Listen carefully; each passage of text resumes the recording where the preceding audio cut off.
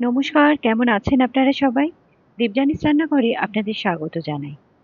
আজকে বানিয়েছিলাম এঁচোড়ের cutlet. এঁচোড়ের season থাকতে থাকতে এই রেসিপিটা কিন্তু ট্রাই করা মাস্ট।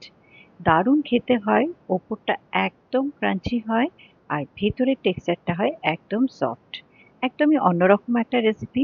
রেসিপিটা শেয়ার করলাম, ভালো লাগলে অবশ্যই আমার চ্যানেলটাকে ফলো করবেন আর একটা লাইক, শেয়ার, সাবস্ক্রাইব করতে কিন্তু ভুলবেন না। তাহলে চলুন রেসিপিটা দেখে নিন। এখানে আমি এঁচোড়টাকে অলরেডি নুন, হলুদ আর একটু সামান্য তেল দিয়ে সেদ্ধ করে হাত দিয়ে এভাবে স্ম্যাশ করে নিচ্ছি।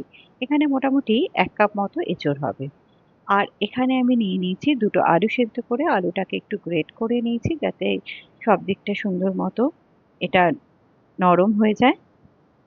এবার এখানে এটাকে ভালো করে মিশিয়ে নিয়েছি। দিয়ে দিচ্ছি আমি এখানে পরিমাণ মতো নুন, গোলমরিচের গুঁড়ো, দিয়ে দিচ্ছি একটুখানি গরম মশলার গুঁড়ো, একটুখানি চাট মশলা, দিয়ে দিচ্ছি চিনির গুঁড়ো, চিলি ফ্লেক্স আপনারা এই জায়গায় কাঁচা লঙ্কার ব্যবহার করতে পারেন, দিয়ে দিচ্ছি কিছুটা ব্রেড ক্রাম্বস আর দিয়ে দিচ্ছি এখানে হাতে ঘষে কিছুটা কসুরি মেথি। আপনারা যদি কসুরি মেথি না দিতে চান তাহলে আপনারা এই জায়গায় কিন্তু ভাজা মশলার ব্যবহার করতে পারেন।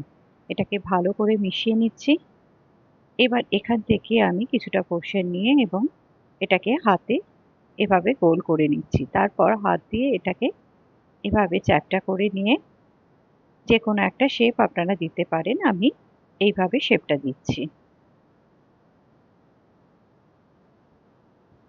এটা দেখুন একদম রেডি। আরেকটাও আমি এভাবেই বানিয়ে নিচ্ছি। আপনারা কিন্তু যেকোনো রকম শেপের এটা করতে পারেন।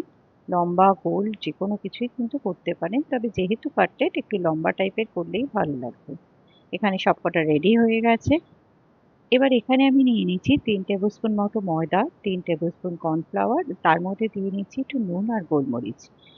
এটাকে ভালো করে একটু জল দিয়ে মিশিয়ে নেব। এটার একটা পাতলা স্ল্যারি বানিয়ে নেব।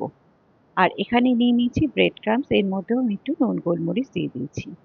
প্রথমে আগে কাটলেটগুলো নিয়ে এটাকে একটু ব্রেড ক্রাম্বসের মধ্যে আগে লাগিয়ে নেব, কেননা যেহেতু এটা খুব নরম ভেঙে যেতে পারে সেই জন্য একটু ব্রেড ক্রাম্বসে কোট করে নিয়ে তারপর এটা ময়দার কর্নফ্লাওয়ারের স্লারিতে চুবিয়ে তারপর এটাকে আবারও ভালো করে ব্রেড ক্রাম্বস দিয়ে কোট করে নিতে হবে। এটা দেখুন এইভাবেই কিন্তু সবকটা বানিয়ে নিতে হবে। আরেকটাও আমি একইভাবে বানিয়ে নিচ্ছি। আপনারা কিন্তু এভাবে বানিয়ে ডিপ ফ্রিজে যেকোনো একটা কন্টেনারে করে রেখেও দিতে পারেন এবং যখন প্রয়োজন তখন কিন্তু এটাকে বার করে ভাজতে পারেন। আর অবশ্যই যদি একটু কিছুক্ষণের জন্য এটা ফ্রিজে রাখেন তাহলে কিন্তু এটা খুব সুন্দর মতো সেট হয়ে যাবে আর ভাজতেও কিন্তু সুবিধা হবে। এখানে দেখুন সবকটা রেডি হয়ে গেছে। এটাকে আমি কিছুক্ষণের জন্য ফ্রিজে রাখবো। এবার এটাকে ভেজে নেব। তেল কিন্তু ভালো মতো গরম হয়ে গেছে। এবার এটাকে আমি ছেড়ে দিচ্ছি এবং লো টু মিডিয়াম ফ্লেমে এটাকে ভাজবো যাতে এটা সুন্দর ক্রিস্পি হয়।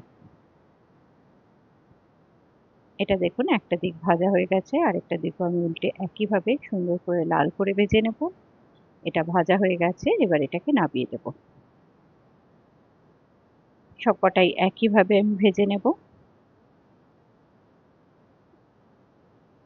এটাও হয়ে গেছে, এটাকেও নামিয়ে নেব। নিন তৈরি হয়ে গেল। বাড়িতে যদি কোনো গেস্ট আসে কিংবা বিকেলে জলখাবারে এটা কিন্তু খেতেই পারেন। এটা কিন্তু একদম অন্যরকম স্বাদ। আর রেসিপিটা কেমন লাগলো আমাকে জানাতে কিন্তু ভুলবেন না।